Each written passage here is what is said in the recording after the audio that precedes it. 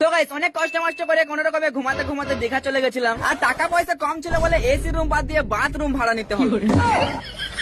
Guys কালকে রাতে ঘুমাতে ঘুমাতে স্বপ্ন দেখেছিলাম যে আমি দীঘাতে ঘুরে বেড়াচ্ছি, আর কি আজকে সকালে ঘুমের ঘুরে বেরিয়ে গেছি দীঘা যাওয়ার উদ্দেশ্যে। আর ঘুমের ঘরটা কাটানোর জন্য এক কলসি পাঁঠার দুধের চা খেয়ে চলে গেলাম দুর্গাপুর রেলওয়ে স্টেশন। আর এখানে এসে জানতে পারলাম ট্রেনটা নাকি আমার জন্য দাঁড়িয়ে রয়েছে, তাই আর দেরি না করে ট্রেনের মধ্যে উঠেই পড়লাম। আর চশমাটা লাগিয়ে ঠ্যাঙ্গের উপর পা তুলে ঘুমাতে ঘুমাতে পৌঁছে গেলাম ওই বর্ধমান। দেখা যাচ্ছে আমি একা না, আমার সঙ্গে এই মালটাও যাচ্ছে, আর এর জন্যই আমাকে আবার একটা ট্রেন চেঞ্জ করতে হলো। তো সেটা বড় কথা নয়, বড় কথা হচ্ছে কাকারা কি সুন্দর লাইন দিয়ে ঘুমাচ্ছে। আর এই কাকাদেরই বদন গুলো দেখতে দেখতে পৌঁছে গেলাম হাওড়া জাংশন। বলে বাপরে সালা, হাওড়ায় এত ভিড়। আর গাইস আমার এই ভিড় দেখে তো অনেক জোরে বাথরুম পেয়েছিল, তাই আর কি হালকা করে বেগুনের চাটনি দিয়ে খেয়ে নিলাম কচুর পরোটা। আর গাইস আমাদের ট্রেন তো প্রায় 4-5 দিন লেট ছিল, ওই জন্য 2-3 দিন হাওড়া ব্রিজে সময় কাটিয়ে চলে এলাম হাওড়া স্টেশন।